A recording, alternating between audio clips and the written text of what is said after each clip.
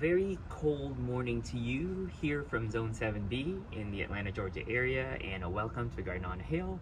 In today's episode, we're going to talk about something that's related to the cold. It's my first time planting ryegrass.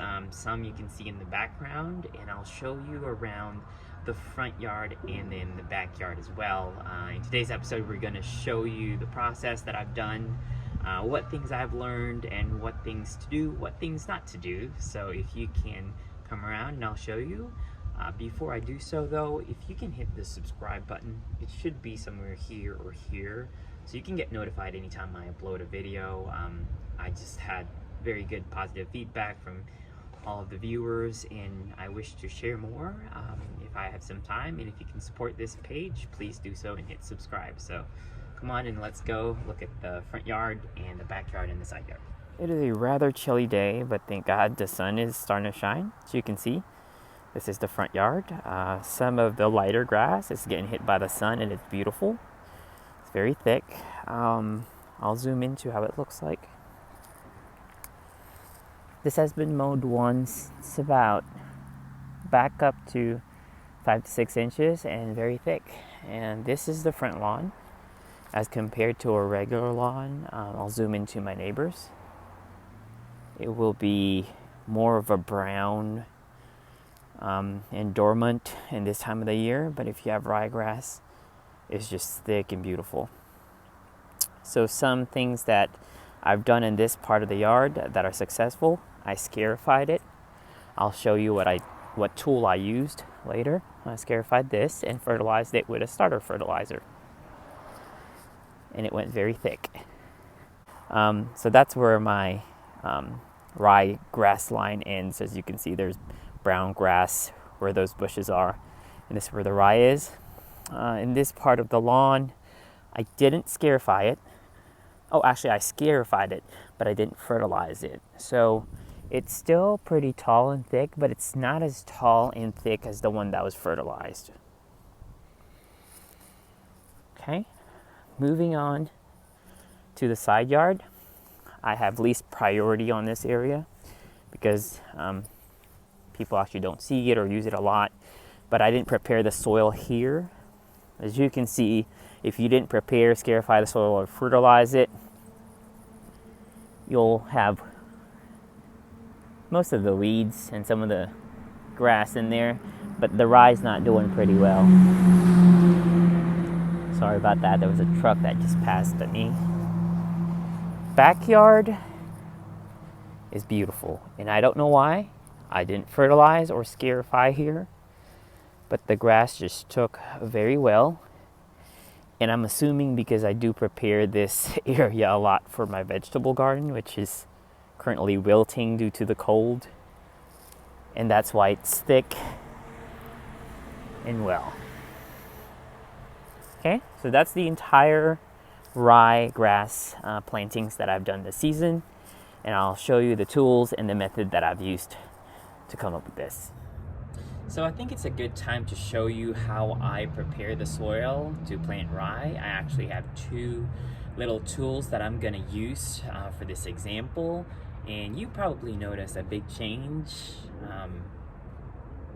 My storage is now 50 foot further back from the original introduction video that was taken a month and a half ago. And of course I got a haircut. So this is January now. That introduction video was shoot in December, but it's also a good time to still plant rye. And I'm gonna show you what tools I use to prepare it. So come on. So this is now bare ground, and I'm planning to seed it with rye. And these are the two tools I basically use that I talk about. This one is a tiller. I use an Earthwise 8.5 amp tiller cultivator. It's been with me for 2 years. A great tool to kind of level the area that you want to work on. In this case, I have to kind of just level this out using the tiller. At this point, the bare ground, I don't need to scarify it because it's already pretty much scarified. The ground is exposed. So I'm just going to use the tiller here to level that. Now in areas where kind of the bold spots meet the grass, or in areas where there's already grass. And then I use a Scarifier. So in that case, this is the tool that I use. It's called Sunjo or a Martha Stewart Scarifier. It's basically this tool or equipment that you pull or push like a lawnmower. Pretty much you have some settings where you can adjust the depth of these scarifying jaws, I'd call them, to dig some ground in places where there's already existing grass. So these are kind of the two tools I use. I'm not gonna make another video of me doing it because I can just recommend a couple of videos I watch on how to use these items, but these are pretty much the tools that I use. So I have leveled the ground here in the back, but then it rained, so I had to stop working. At this point, I'm gonna have to go back and either one, scarify the soil, or two, loosen it up with a rake just so the seeds go in between the loose soil.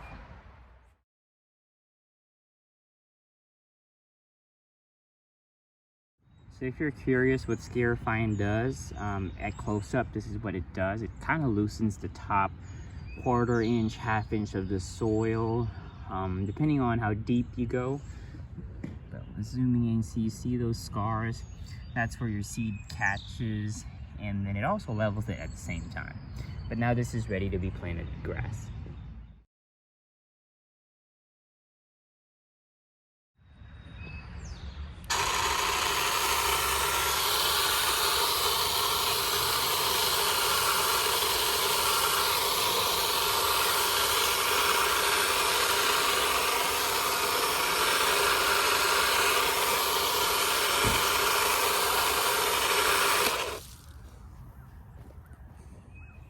So if you're curious how much rye I seed, I typically double the suggested amount. I haven't started here, so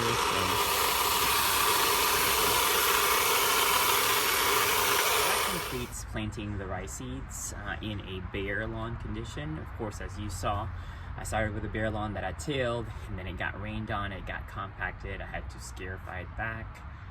After that, I'm going to put starter lawn fertilizer on it and also water it. So within 7 to 10 days, most likely the rye would come up, similar to the ones I've done in my yard. I try to keep it moist, so in the beginning times, you try to water it once or twice a day, but then it's going to be raining from the forecast for 4 days within this week, so that's why I planted it. Otherwise, that's how you're going to keep it moist. I'm also going to do something similar to here, what's behind me. I'm trying to protect this grass because it's getting walked on too much. I basically put two or three green posts and put a string around it.